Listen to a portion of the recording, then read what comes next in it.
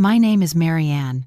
I'm 61 years old, and last Thursday, I found out my daughter has been lying to me for almost a decade.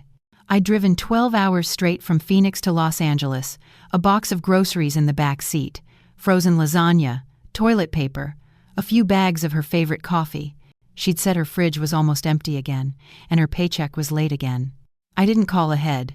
Something in me didn't want to give her the chance to say no. I'd been to her place once, years ago, when she first moved. Back then, it was a cramped one-bedroom behind a strip mall in Van Nuys. Water stains on the ceiling. An AC unit that rattled like it was possessed. I remember crying the whole drive home, wondering how I'd let my child end up there. So when I pulled up to the Huntington Residences, a high-rise with valet parking, private balconies, and a concierge behind glass doors, I thought I'd typed the address wrong. I double-checked the bank statement. There it was. Her Venmo handle matched the rent payments I'd been covering for years, and this was the billing address she'd used for our shared credit card. I left the car idling in a loading zone and grabbed the grocery box, walked through a marble lobby past a woman in Lululemon leggings and a golden retriever wearing a collar more expensive than my shoes. I pressed the button for the 12th floor. The hallway smelled like eucalyptus and money. Her unit, Hajan 206, was at the end, facing the hills. I knocked. Nothing. Knocked again. Harder. Still nothing. I set the box down and reached into my purse to call her, when a woman stepped out of the apartment across the hall. "Are you looking for Jenna?" she asked, balancing a yoga mat under one arm. "Yes, I'm her mother." The woman tilted her head, confused. "Her mother?" "Yes." Her face changed, not shocked, worse. Polite confusion, quickly replaced with polite discomfort. "Oh, I'm so sorry," she said. "I thought she told everyone you passed away." I didn't speak. I couldn't. My fingers went cold. My hearing narrowed to a ring. She kept talking, softer now. She mentioned it once in the elevator, said she didn't talk about it much. I'm sorry if I said something wrong." "You didn't. You didn't say something wrong. My daughter did." I left the groceries at the door and rode the elevator down in silence. In the lobby, the valet offered me water. I shook my head and kept walking. I didn't know where I was going, just that I needed air. Truth. Why would she lie like that? Why would she tell people I was dead? Why? I parked 2 blocks away and sat in the car, gripping the steering wheel like it could stop the shaking. The box of groceries, $126 worth of kindness, still sitting 12 floors up. Was she embarrassed by me? Was I her charity case in reverse? I tried to replay our last conversations, but every memory now felt doctored, curated like those Instagram stories she always claimed were just reposts from friends. I remembered the crying phone calls. The, "Mom, I'm drowning." The, "I'm just trying to survive out here." The times she said she couldn't come home for Thanksgiving because her job cut her hours. She had me covering rent, utilities, even a few medical bills she said weren't covered by her freelance insurance. And yet, the Huntington Residences? I thought about the conversation she had last Christmas when she said her internet had been shut off because she couldn't pay the bill. I sent her $300 the same night. Now I wondered if she used that money to buy the Louis Vuitton wallet she posted in February. I'd assumed it was a gift. Now I wasn't sure. It wasn't just the money. It was the humiliation, the insult, the theft of dignity. She hadn't just used me. She'd erased me. People lie. That I can understand. People stretch the truth, play up the hardship, lean on family when life hits hard. I've done that. I've made it through tough years. God knows, when her father left, I worked 3 jobs to keep the lights on. I used to stand in the canned goods aisle deciding between green beans and tomato soup. But this wasn't a cry for help. This was a con. 8 years. 8 years of monthly rent payments. 8 years of sacrificing my own future, my retirement, my peace just so she could keep up appearances in a luxury building where the parking garage probably cost more than my entire mortgage. And now, I was a ghost. Dead, according to her. I remembered a quote I once read in a parenting book. "If you raise your children to expect kindness, don't be surprised when they treat it like a right." I used to disagree with that. I don't anymore. I started the car, but I didn't drive. I sat with the engine humming and tried to breathe. That neighbor's words wouldn't leave me. She said, "You passed away." Not, "We don't talk." Not, "She's out of the picture." Not even, "We had a falling out." Dead. Why not just block my number? Why not stop answering my texts? Why go that far? I thought about her childhood, how she'd hold my hand in the grocery store and slip quarters into the Red Cross bucket at Christmas. How she used to leave notes in my purse that said, "You're the best mom ever." What happened to that girl? Or was that version of her just for me? I glanced at my phone. No missed calls, no texts, just her last message from 3 nights ago. "Hey, anything helps, just till Friday, promise." I stared at it like a stranger had sent it. In a way, one had. She wasn't struggling. She was scamming me, and I wasn't sure which part hurt more, the theft of my money or the death of the illusion that we were ever truly close. To understand how my daughter became the woman who used me and buried me in the same sentence, we have to go back to the beginning. It was a Thursday night when the phone rang, one of those calls that makes your heart drop before you even answer. I didn't recognize the number, but I picked up on the first ring. "Mom," she said, and immediately started crying. "Jenna, what's wrong?" "I lost my job," she choked out. I didn't know who else to call." I stood in the kitchen, gripping the counter. It had been a while since we'd really talked, but I knew that sound in her voice. Panic, shame. I'd heard it when she was 12 and broke the neighbor's window. I heard it when she got waitlisted for UCLA. But this time, it was different. She told me she'd been laid off from her marketing firm, something about department restructuring. No severance, just a 2-week notice. Her voice cracked when she said, "My rent's due Monday. I have $43 in my checking account." I didn't even hesitate. I told her I'd wire her $1,200 first thing in the morning. I didn't ask for proof. I didn't ask for a plan. She was always proud, always wanted to figure things out on her own. For her to call me like that, sobbing into the phone like she was drowning, it had to be real. She wouldn't fake that. Not Jenna. I transferred the money before I even brushed my teeth that night. Zelle, straight from my Chase account. I remember checking the confirmation screen twice, like I needed to see it delivered to believe I'd actually helped. The next morning I texted her, "Let me know when it hits. Love you."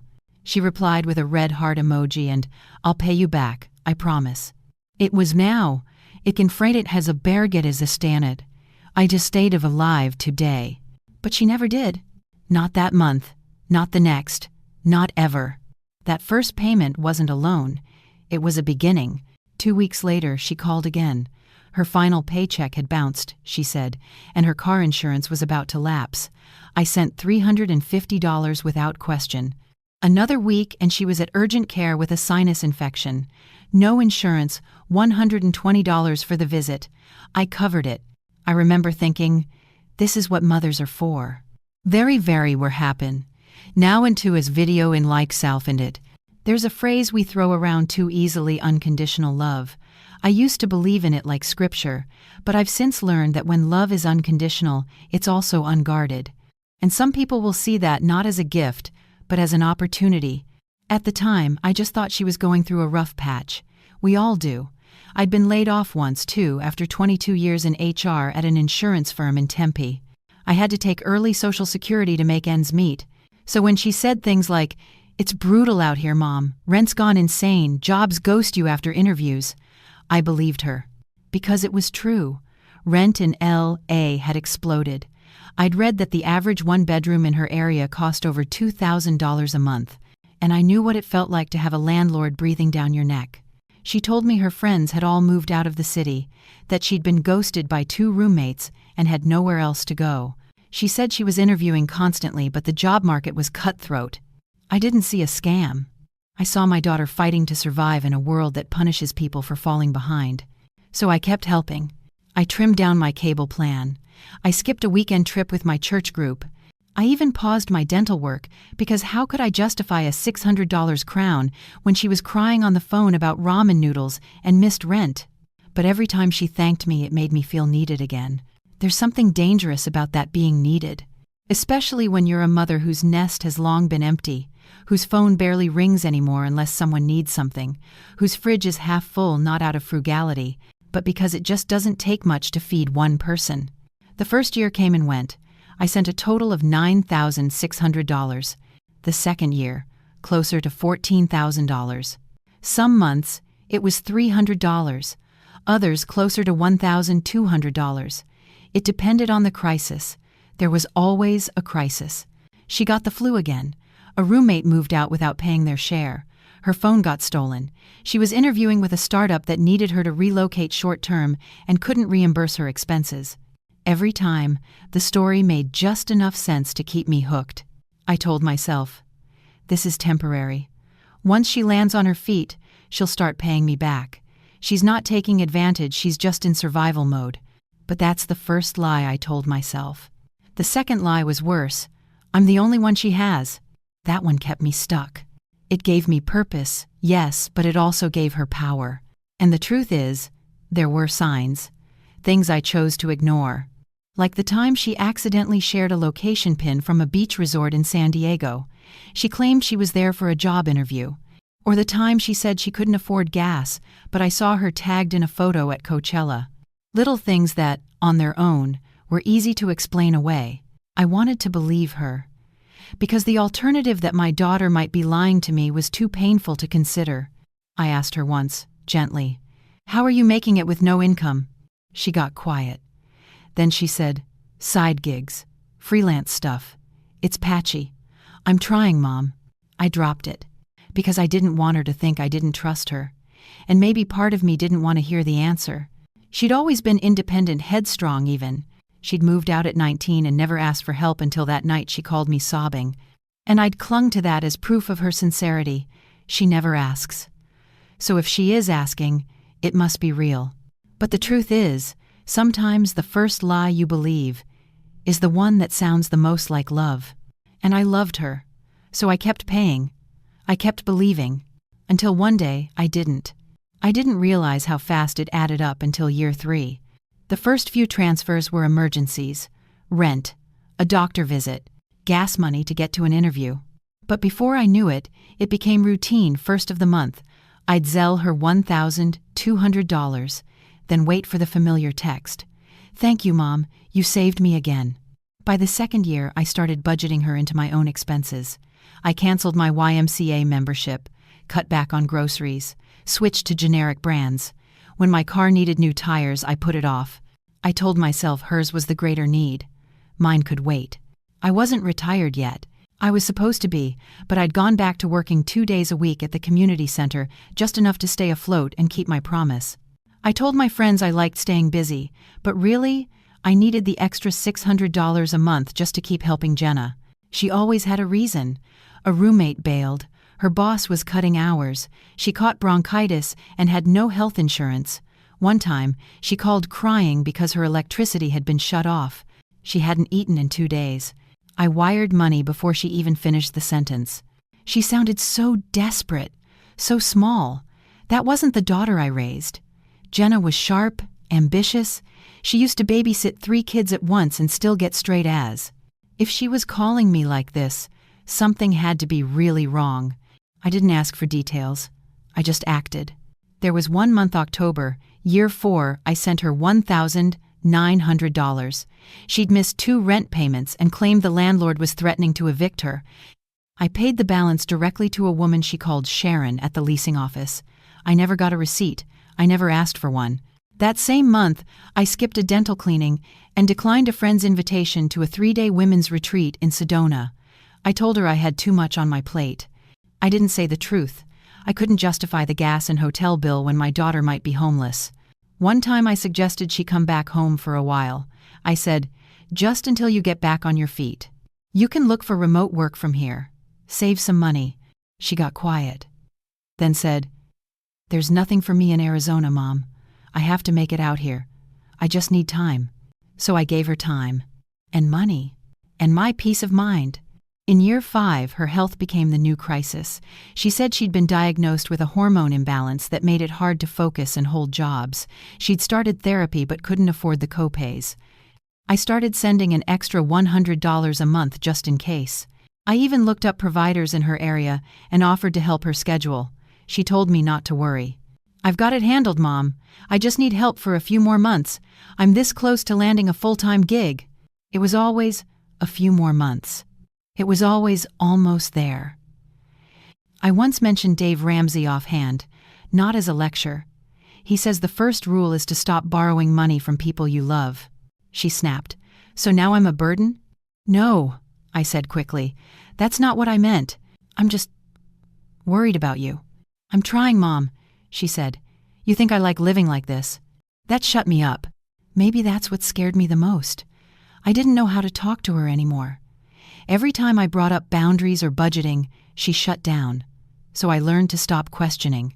And honestly, sometimes it felt good to be needed, to matter. In the quiet hours, when the house felt too still, her texts made me feel like I was still a mother with a purpose. Every tax season, I recalculated my finances. My 401 had stopped growing. I dipped into savings more than once, but I'd always find a way to make the numbers work. A part-time gig at the public library, selling a few pieces of jewelry I never wore, cutting back on gifts for birthdays. It felt noble, sacrificial, biblical even. Isn't that what love is? But looking back, I realized something else. Every conversation we had revolved around her problems, never mine. Never. How are you, Mom? Never. Is this too much? Just crisis after crisis, like she'd built a house on fire and needed me to throw buckets of water from across state lines. There were clues I ignored, like the time I noticed a $200 Uber charge on our shared credit card. She said it was a billing error. I paid it. Or when she asked me to cover an emergency vet bill for a cat she never told me she owned. He was a stray I rescued, she said.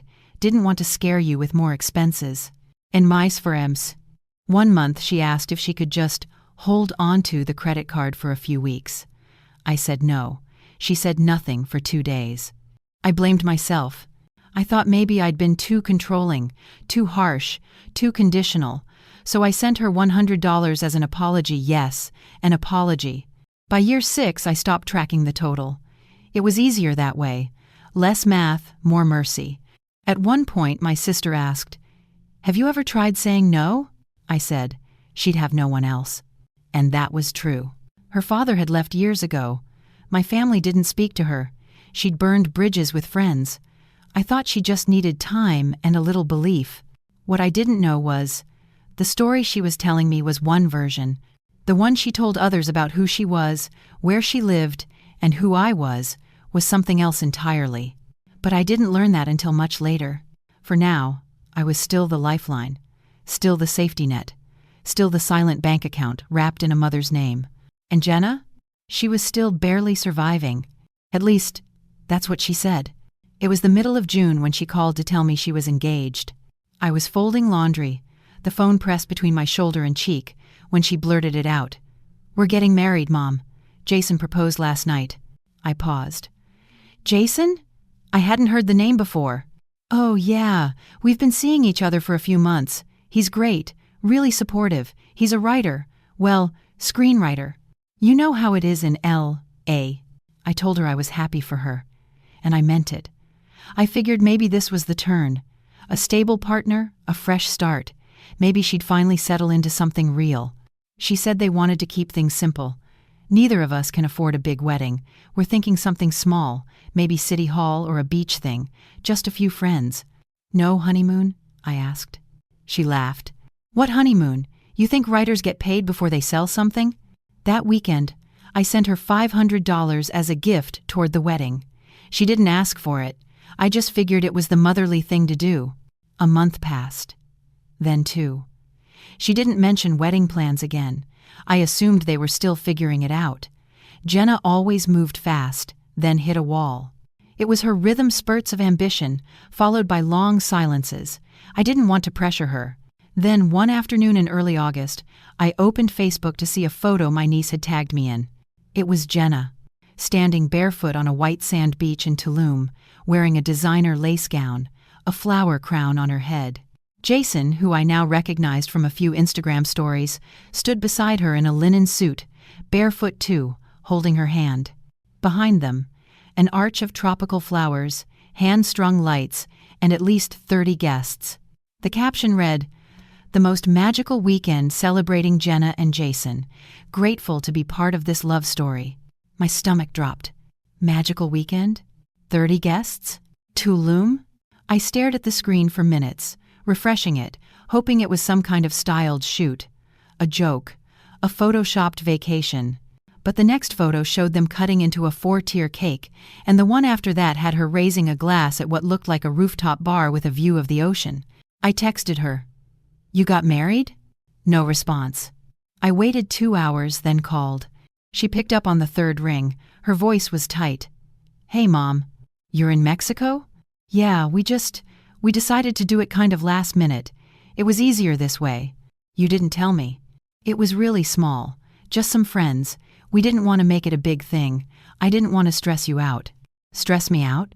There was a pause. "I just didn't want you to feel obligated. You've done so much for me already. I didn't want you spending more money. You let me think you were doing a courthouse ceremony." I wasn't lying. We were going to, but Jason's best friend found a deal on an Airbnb. We pooled together some funds and made it happen. "Did you use the $500 I sent for this?" Another pause. "I mean, it helped. Yeah." That's when I felt the sting.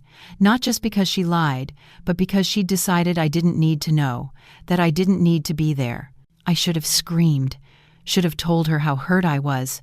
But all I said was, "I hope it was beautiful." And she said, "It was."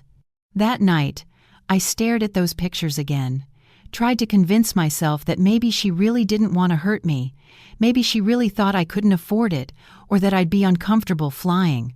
I tried to find reasons that would make it okay. "She probably didn't want me to feel bad," I whispered to myself, like that made it better. But deep down, something shifted. A crack in the foundation, a small, sharp question that wouldn't go away. What else hasn't she told me? A wedding is a milestone, a declaration, and my daughter, the same daughter who once swore I'd walk her down the aisle if no one else did, had decided I didn't belong in that moment. But she'd still cashed my check, still called when rent was due, still cried on cue when she couldn't afford groceries. Their seed in the leva. I started noticing the patterns more clearly after that, the way every crisis came with just enough urgency to bypass my logic, the way her tone shifted when she needed something softer, sweeter, wounded. She always knew when to say, "I love you," when to send an old picture of us from her childhood, when to remind me of that summer we took the road trip to Big Sur. She knew how to keep me emotionally tethered and financially useful. But that wedding, those photos felt like a billboard I hadn't been invited to see. It made me wonder, if she could hide that, what else had she buried? And why did I let her? It's strange how one picture can peel back 8 years of illusion. One picture, and suddenly you're rewatching every conversation, every wire transfer, every excuse. I didn't stop helping her, not yet. But I started keeping records.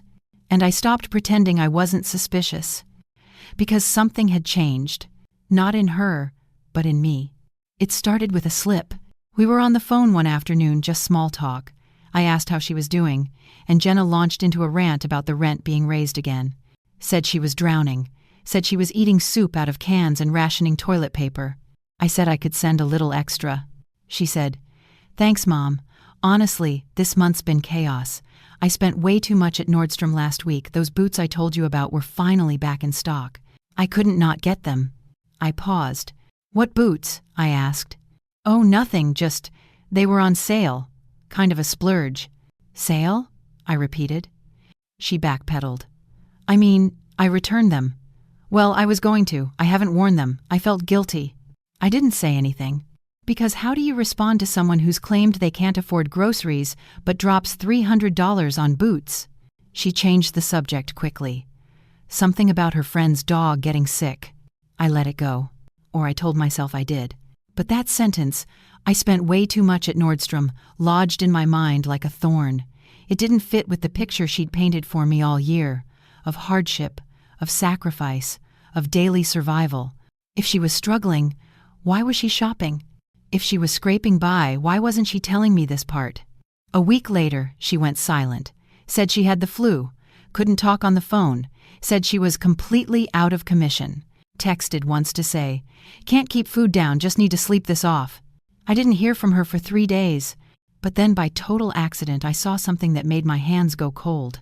I was scrolling through Instagram on my laptop, no reason, just killing time, and I landed on a photo tagged by someone named at Chloe in the city. It was Jenna, at the Eiffel Tower. Not a throwback. The caption read, "Last night in Paris with this glowing bride-to-be." Jenna stood in front of the tower with Jason, both dressed for dinner, both smiling like nothing in the world could touch them, champagne glasses in hand. I stared at it, rereading the caption. I clicked the tag. Chloe's account was public. They'd been in Paris all week. Museum photos, cafe selfies, a boat ride on the Seine. So why had Jenna told me she was sick? Why lie? That night, I didn't call her. I just watched. Quietly. I checked her profile, nothing posted. She hadn't mentioned the trip at all. Her public-facing story was still the same. Trying to make rent, working part-time gigs, figuring it out. But now I had proof undeniable, visual proof that the story didn't add up. I thought about the last time she asked me for money, $400, 2 weeks before this flu. Said her car needed repairs. I'd sent it within an hour. And now here she was, sipping rosé under a Parisian sunset. I started doing something I'd never done before.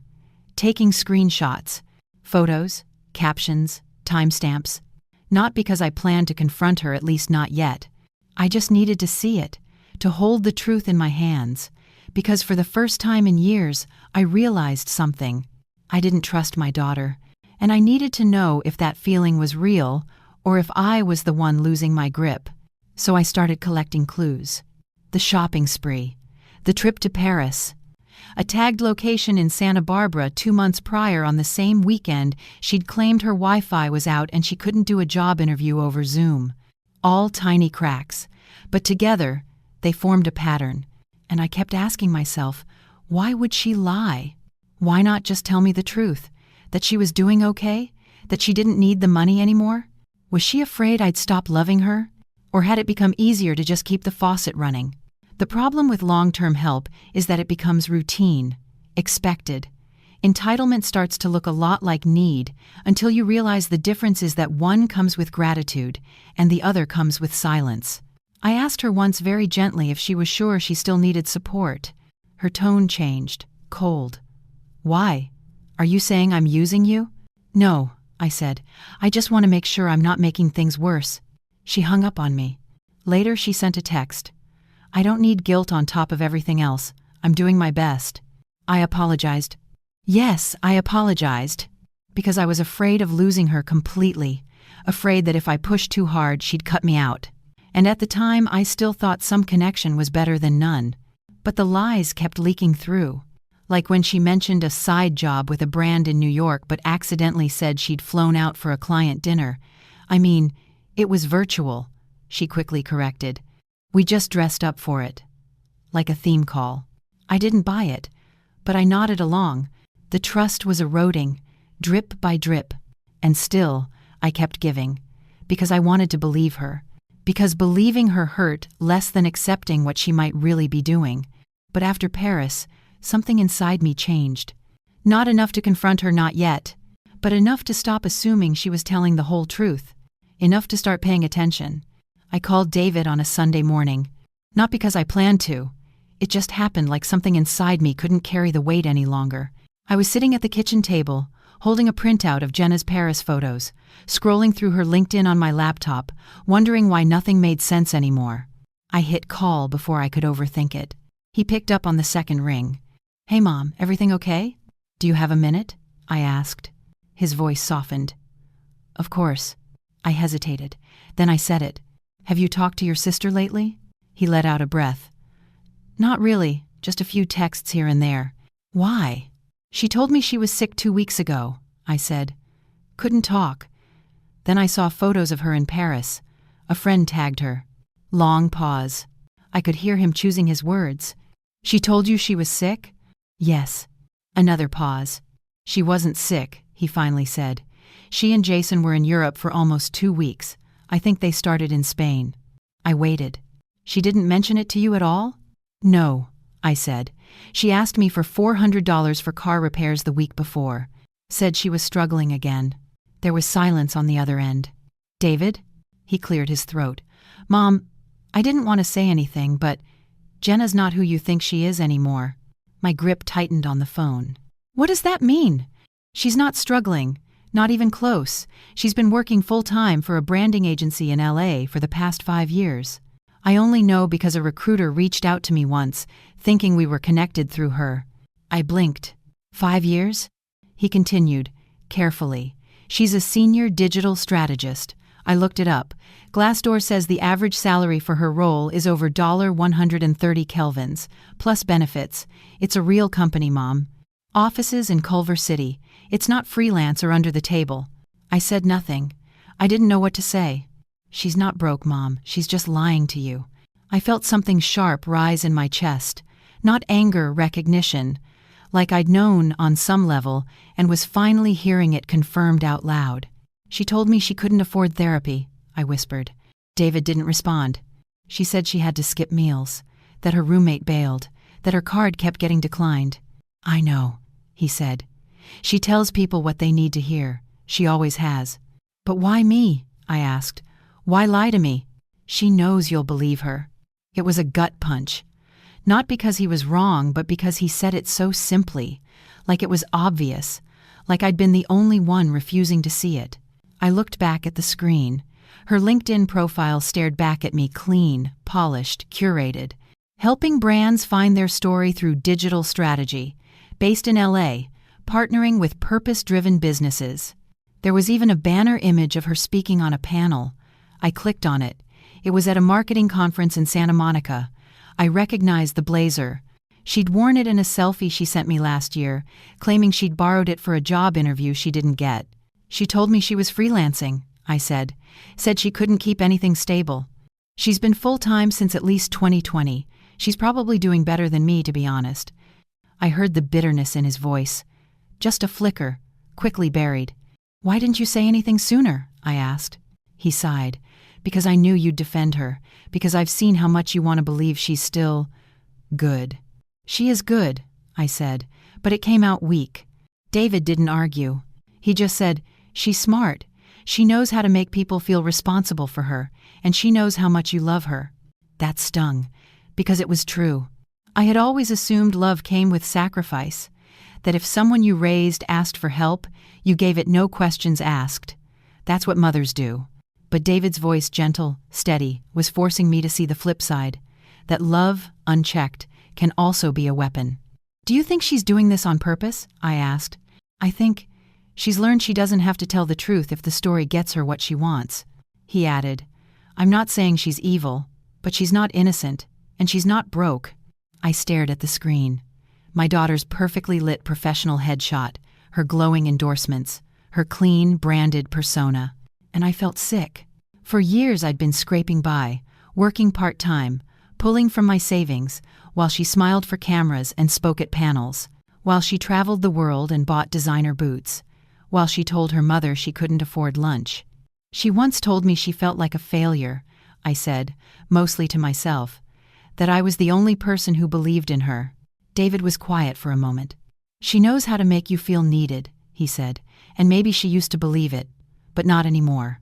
I swallowed hard. I'm sorry, Mom. I didn't want to hurt you, but you deserve to know. I nodded. Thank you for telling me. And wait, are you okay? I don't know. He hesitated, then said, let me know if you need anything. I mean it. After we hung up, I stared at the screen a little longer. The truth was right there in front of me. She had never been out of work. She had never been poor. She had never needed my money. She just knew I wouldn't question her. Not until it was too late. But it wasn't too late. Not yet. I didn't tell anyone I was going. Not David. Not my sister. Not Jenna, of course. I just packed a cooler with snacks, filled the gas tank, and drove west.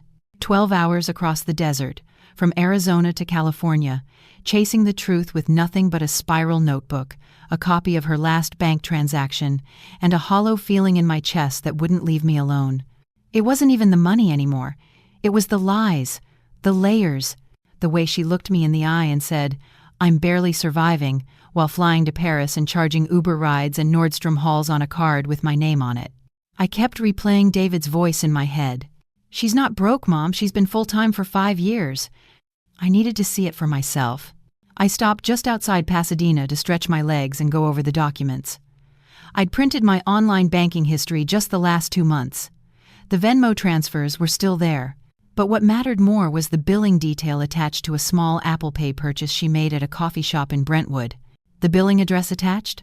300 Arten West McKenna Avenue, Unit 1206. I Googled it. The Huntington Residences, luxury condos, gated entry, valet parking. Market rate units started at $4,800 a month.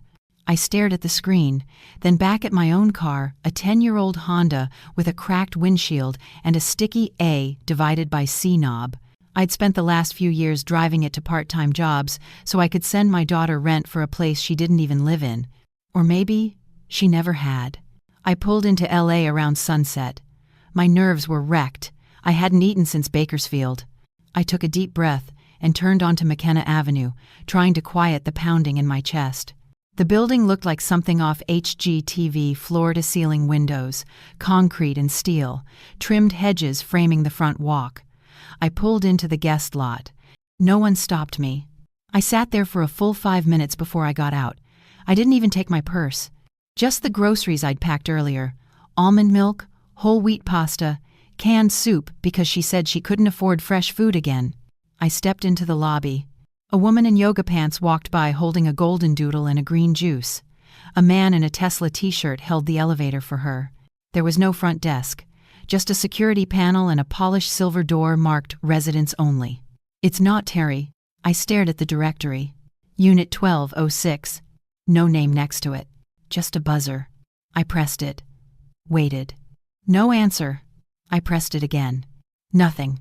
I was about to try a third time when a woman stepped out from the opposite unit down the hall. Late 30s, blonde, holding a yoga mat. She looked at me, then at the grocery bag, then back at me. Are you looking for someone? Yes, I said. My daughter lives here. Jenna? The woman's expression changed. She hesitated. Oh, you're her mom? I nodded. Yes. She blinked. I'm sorry. I thought she said. She stopped herself. Said what?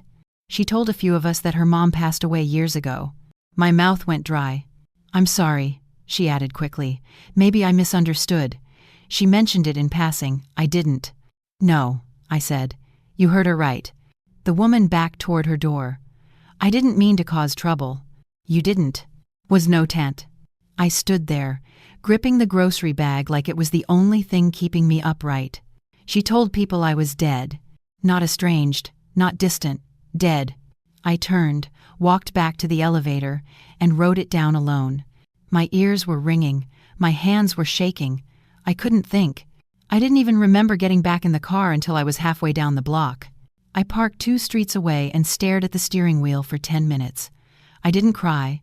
I didn't speak. I just sat there, frozen in the weight of a silence I didn't know how to break. I checked my phone. No texts, no calls. Just the last one from Jenna, a week ago. Can you spot me again this month? Just till Friday, promise. That text was a lie. So was everything that came before it. I looked back at the building. Polished, perfect, expensive, a place for people who live curated lives with curated truths. She had erased me, and I had paid for it.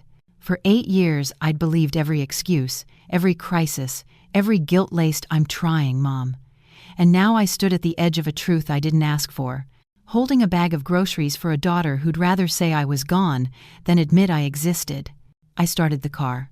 I didn't know what I would do next, but I knew I couldn't go back to pretending. She opened the door like she wasn't surprised to see me. Just stood there barefoot, in a linen robe, a glass of something iced in her hand. Her hair was damp. She'd just showered. Mom? I didn't answer. I just looked at her. Looked past her. Into the condo, vaulted ceilings, granite countertops, a Dyson cordless vacuum hanging from the wall like a trophy. I'd paid for her groceries that month.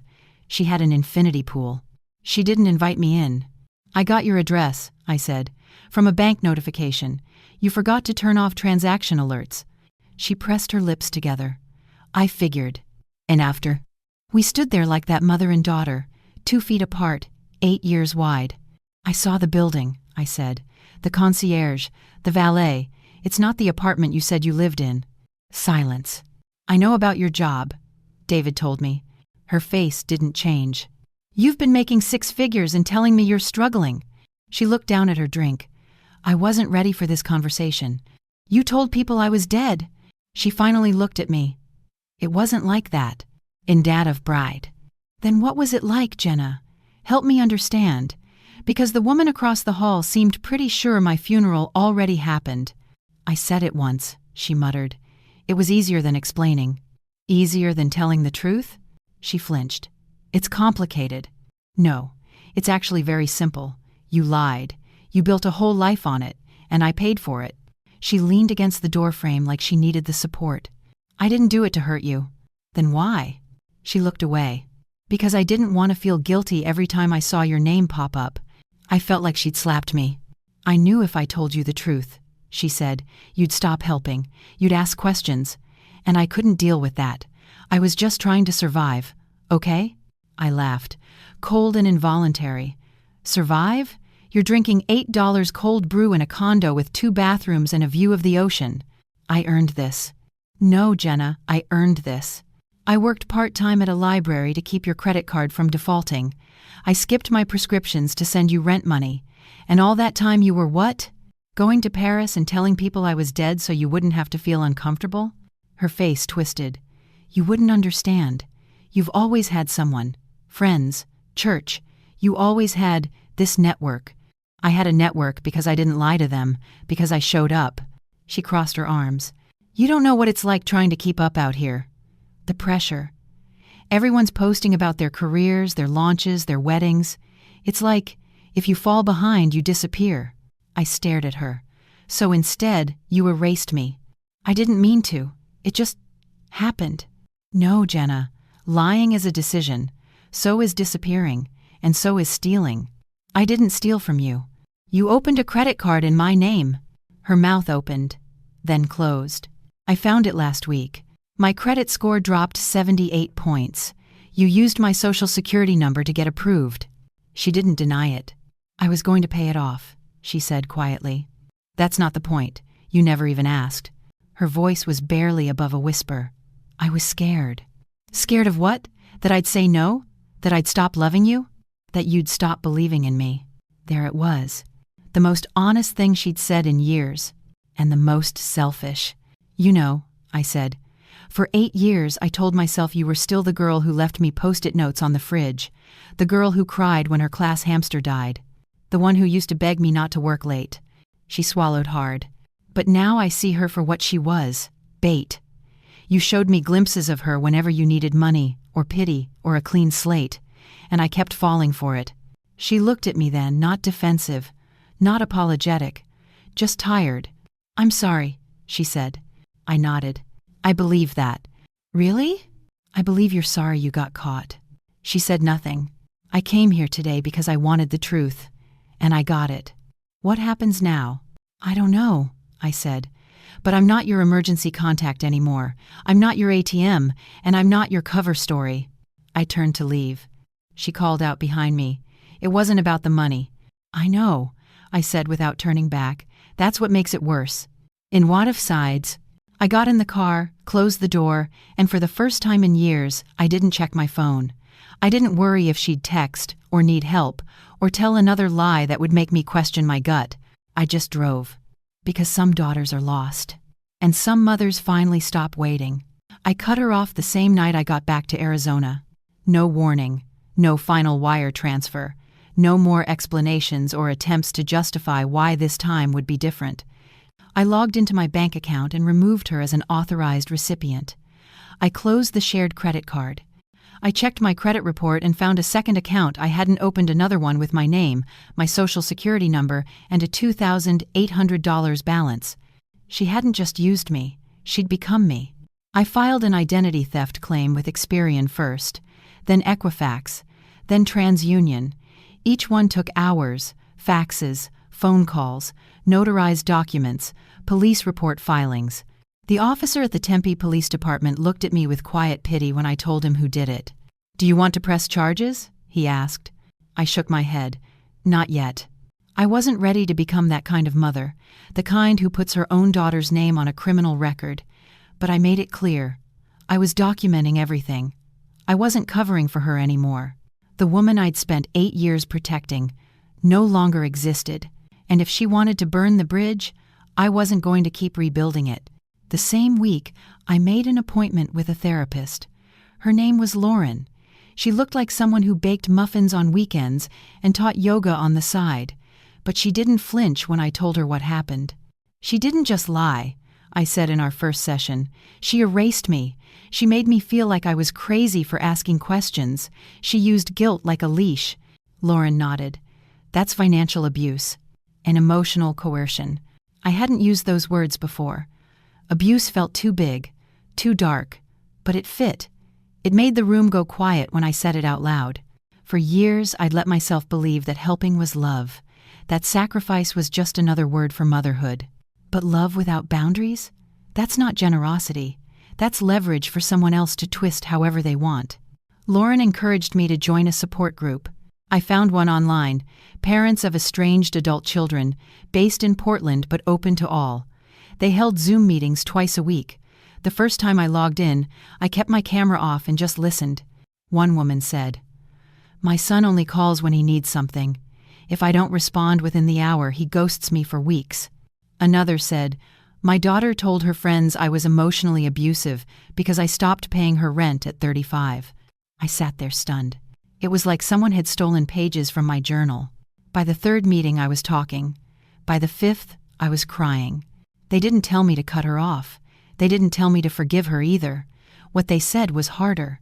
You have a right to protect your peace even from your own child. That stuck with me, so I started protecting it. I made a list of every subscription I had canceled to send Jenna money: Netflix, Spotify, my book club membership.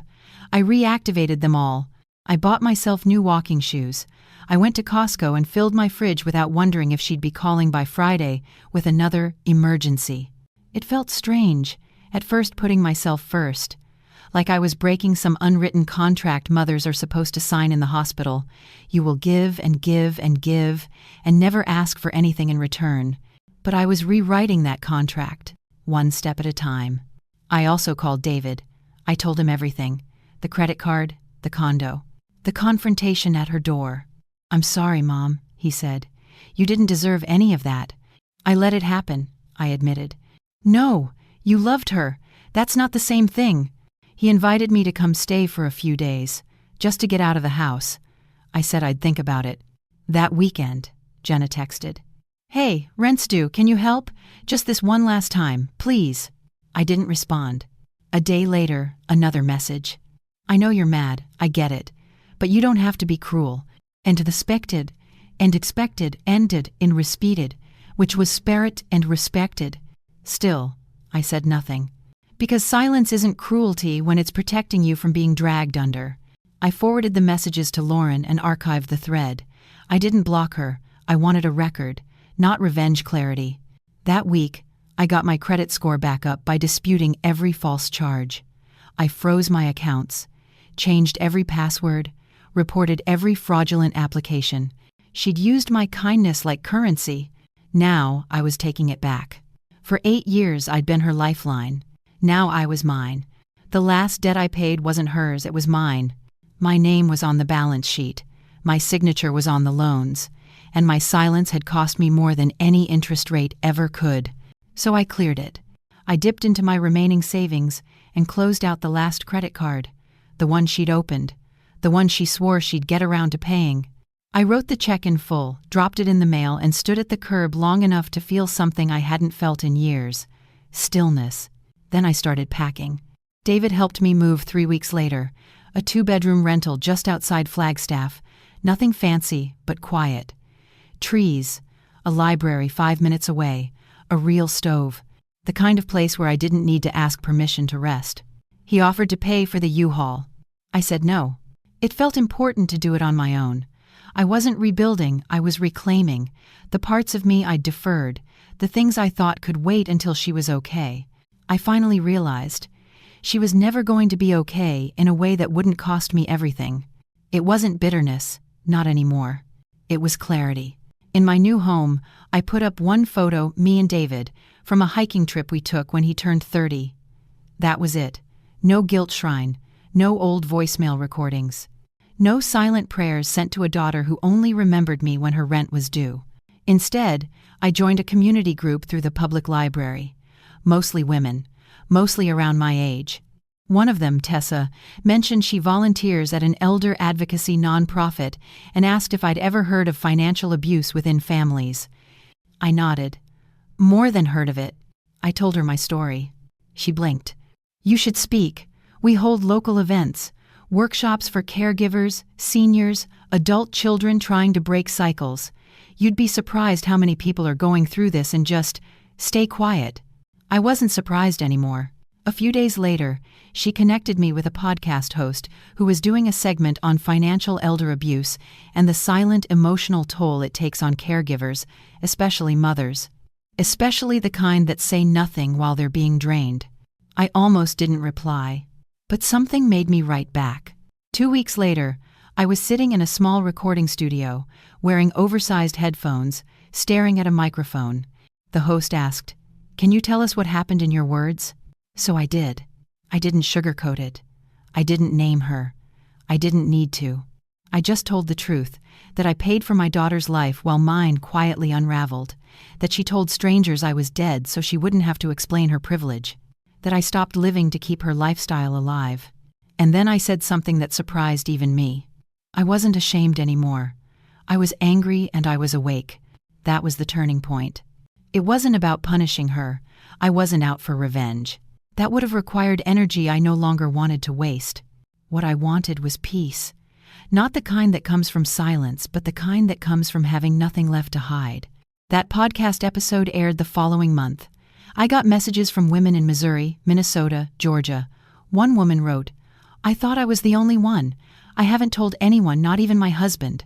I replied to every single one, not to be thanked, but because I knew what it felt like to carry a secret for someone who didn't deserve your protection. There's a strange kind of justice in speaking the truth out loud, not because it fixes what's broken, but because it names it. Because once something has a name, you can stop blaming yourself for being too weak to carry it. You can finally put it down. It came in as a text message, 3 months after the podcast aired. Just 3 words. "I'm so sorry." No context, no explanation, no mom, just a sentence floating in silence, landing like a pebble on the surface of a lake that had finally gone still. I read it once, then again. Then I locked my phone and went back to folding laundry. I didn't cry. I didn't pace. I didn't feel the urge to call her back. I just stood there, holding a towel, wondering why something I'd waited years to hear felt like it arrived a little too late and way too small. I didn't reply that night. The next day, I opened a blank note on my phone and started typing. "Jenna, I got your message. I wish I could say it gave me peace, but peace didn't come from you. I had to build it without you. You didn't just take my money. You took my trust, my time, my dignity, and for years I handed it over, believing you needed saving. I've stopped trying to figure out whether you were desperate or manipulative, scared or entitled. Maybe it was all of the above. Maybe you don't even know yourself. But I do know this. Love does not require self-destruction, and forgiveness does not mean reunion. I'm working on forgiving you. Not for your sake, but for mine. That takes time. And so does self-respect." I stopped typing there. I didn't hit send. Instead, I saved the draft and went on with my day. Because the truth is, I didn't owe her a performance. Not anymore. Apologies are easy when consequences finally show up. Silence is harder when the lies stop working. And sometimes, a quiet mother isn't confused, she's just done being manipulated. That night, I sat out on the porch, watching the sky turn from amber to blue. A few months ago, I would have interpreted her message as a lifeline, a signal, a chance. Now, it was data, a breadcrumb in a pattern, a test I didn't need to pass. I thought about all the mothers in my support group who said the same thing. I'm scared she'll reach out, and I won't know what to say. But I did know what to say. I just didn't know if she deserved to hear it. Because the work I was doing, therapy, rebuilding credit, unlearning codependency, it wasn't just about closure. It was about ownership. My life belonged to me now.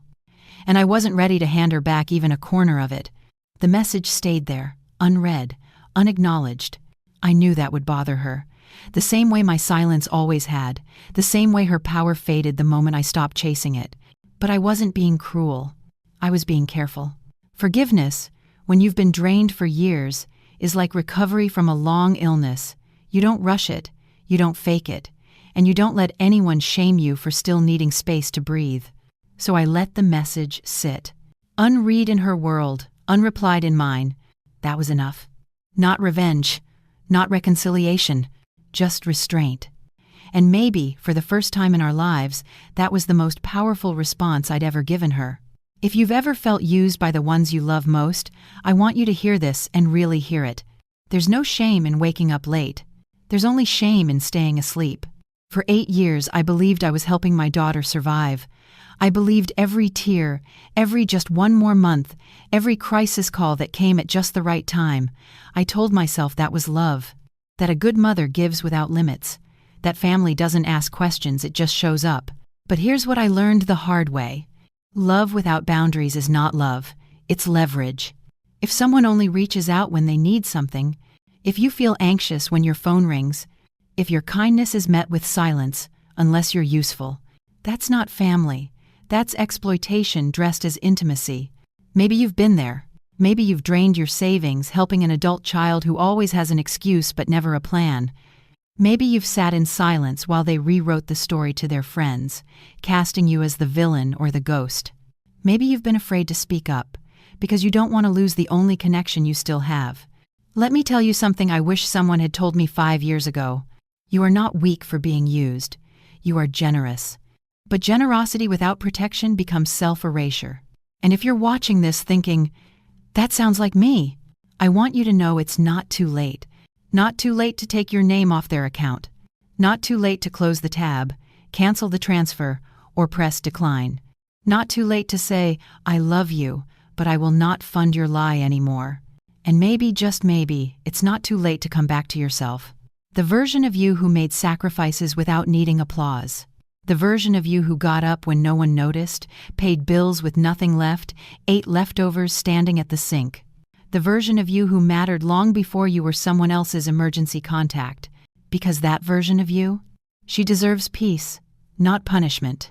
She deserves dignity, not debt. She deserves to be believed, not manipulated. And if your forgiveness is still loading, if your voice is still shaking, if you haven't replied to that apology you never really got, that's okay. Forgiveness takes time, so does self-respect. And here at The Silent Lie, that's what we hold space for. The ones who gave everything. The ones who suffered quietly. The ones who are done staying quiet. So if this story found you at the right moment, if it cracked something open or put something heavy into words, don't keep it to yourself. Subscribe to The Silent Lie for more stories that vindicate quiet sacrifices. And if you've ever forgiven someone who never apologized, or if you're still deciding, share your story below. Someone out there is reading and finally feeling seen.